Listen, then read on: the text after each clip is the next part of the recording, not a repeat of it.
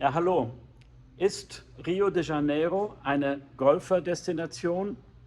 Also bekannt ist es ja nicht dafür. Aber ich bin hier zum Beispiel in dem sehr schönen und englisch anmutenden Clubhaus vom Golfclub in Teresópolis. Das ist in den Bergen und das ist eines der Optionen, die man als Golfer in und um Rio hat. Es gibt eigentlich nur 5 Golfplätze, die ich jetzt alle gespielt habe und über die es ein kleines Filmchen gibt. Also ich werde das mal kurz erklären, wie die einzelnen Golfplätze sind, nach meiner Auffassung. Wenn man sich wie ein Olympionike vorkommen will, dann kann man natürlich beim Olympischen Golfplatz in Rio spielen, der Campo Olimpico. Der wurde für die Olympiade eröffnet und ist öffentlich zugänglich. Da kann also ohne Probleme jeder hinkommen und spielen. Dieser Platz ist natürlich lang, hat viel Wasser, aber auch viel Wind. Und er ist flach und er hat wenig Bäume. Also er hat seine Vor- und Nachteile. Das kommt darauf an, was jeder gerne haben möchte. Dieser Platz ist allerdings auch relativ weit weg. Also wenn man von Copacabana sollte man dort wohnen. Er ist wirklich ziemlich weit hinten in der sogenannten Barra-Gegend, relativ weit also vom sonstigen Touristenzentrum in Rio. Dann gibt es den ältesten Club in Rio und den elegantesten, das ist der Gavia Golf Club, der in einer wunderschönen Landschaft gelegen ist, wo es aber nicht so leicht ist reinzukommen. Da muss man mindestens einen Tag vorher sich anmelden. Der ist soweit interessant, weil er zum Teil bergig und hügelig ist. Es geht bergauf relativ an Teilen. Und dann gibt es einen Teil, der ist völlig flach und fast eher linkskursmäßig flach und mehr windig und mehr Wasser. Hat also 2 unterschiedliche Teile. Der Nachteil von diesem Club für mich ist, er ist ziemlich teuer. Das ist das teuerste, was ich hier gesehen habe. Wenn man aber unbedingt da spielen möchte, dann kann man das natürlich machen.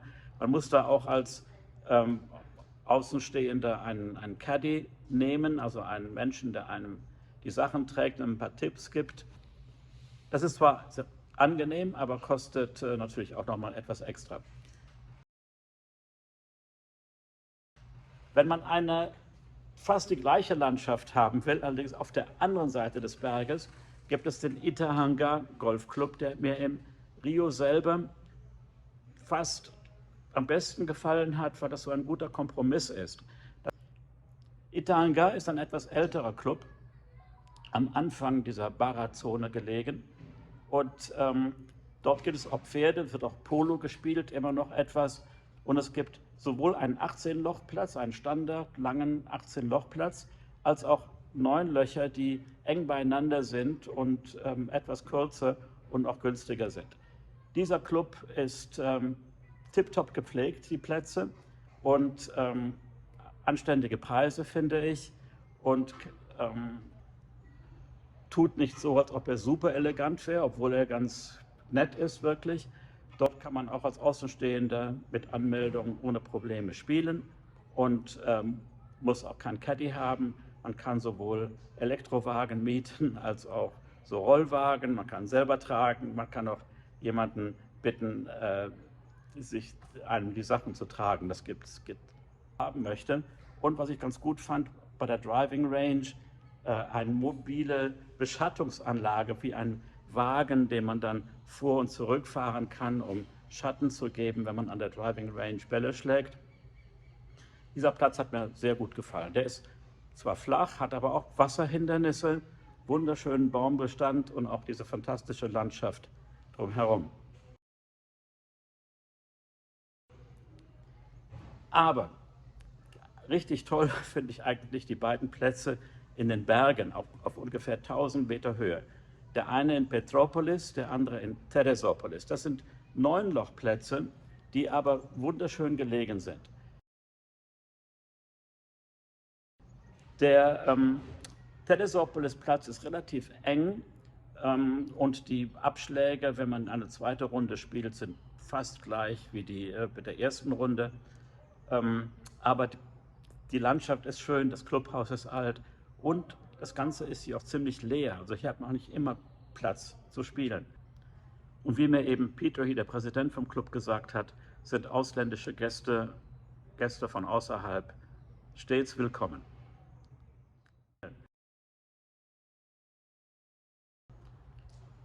Den Petropolis-Platz, den fand ich auch ganz, ganz toll, weil dort die Fairways zum Teil sehr breit sind. Dort gibt es relativ viel Wasser, sehr trickreiche Wasserhindernisse. Und wie mir gesagt wurde, auch wenn man, und ein Vorteil bei dem Platz ist, dass die Abschläge bei den Backneuen so anders gelegt sind, dass sehr oft ein Paar 4-Loch dann ein Paar 5-Loch wird. Und obwohl die Grüns natürlich dann die gleichen sind. Aber je nachdem, wo die Abschläge liegen, ist der Charakter des Lochs ein ganz anderer. Und wie mir der Präsident gesagt hat, selbst bei Turnieren für sehr, sehr gute Spieler, super gute Spieler, die kommen trotzdem irgendwann mal zu einem Bogey oder gerade einem Doppelbogey, weil er eben doch ein bisschen herausfordernd ist, der Platz. Und auch in einer wunderschönen Landschaft. Aber in Petropolis, die haben immerhin schöne T-Shirts, wie dieses hier, was ich dort erstanden habe.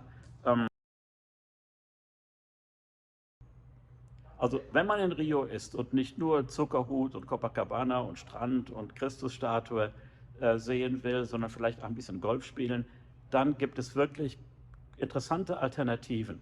Und mein persönlicher guter Kompromiss ist hier Teresópolis oder Petropolis, was auch gar nicht so weit weg ist. Also ob man jetzt eine Stunde mit dem Taxi oder anderswo im Verkehrsstau steht, um nach Barra zu kommen, oder in 1,5 Stunden hier oben in den Bergen ist, bei angenehmerem Wetter auf 1000 Meter Höhe und dann 9 Löcher spielt oder eben zweimal 9 Löcher und 18 Löcher spielt, das hat doch auch seine Vorteile. Und wenn man schon in Petropolis ist, da gibt es immerhin auch etwas zu besichtigen, und zwar die Sommerresidenz des ehemaligen brasilianischen Kaisers, Dom Pedro II. Das ist auch ein ganz schönes Gebäude, ein nettes Museum, und die Stadt selber hat auch seinen Charme, weil es eine interessante Mischung gibt von klassizistischen Bauten und natürlich auch das moderne Brasilien. Also ich hoffe, diese kleine Übersicht hat euch gefallen. Wenn ja, dann drückt doch bitte den Like-Knopf. Und wenn ihr noch nicht abonniert seid, abonniert gerne diesen Kanal. Ich kann auch gerne Reklame machen für einen anderen Kanal, den ich habe, wo so Reiseziele mehr drin beschrieben sind und auch andere Drohnenaufnahmen, die nicht direkt etwas mit Golf zu tun haben oder mit Tesla. Teslas habe ich übrigens hier in Brasilien noch keinen einzigen gesehen. Also es gibt zwar ein paar Elektroladesäulen, die habe ich in Rio gesehen, aber bei diesen riesen Distanzen hier und ist es sehr schwierig, hier ein Elektroautonetz aufzubauen. Also ich glaube, das wird noch ewig dauern, bis das hier, wenn überhaupt, jemals Einschlag finden wird. Na, wer weiß. Also dann, danke und bis zum nächsten Mal.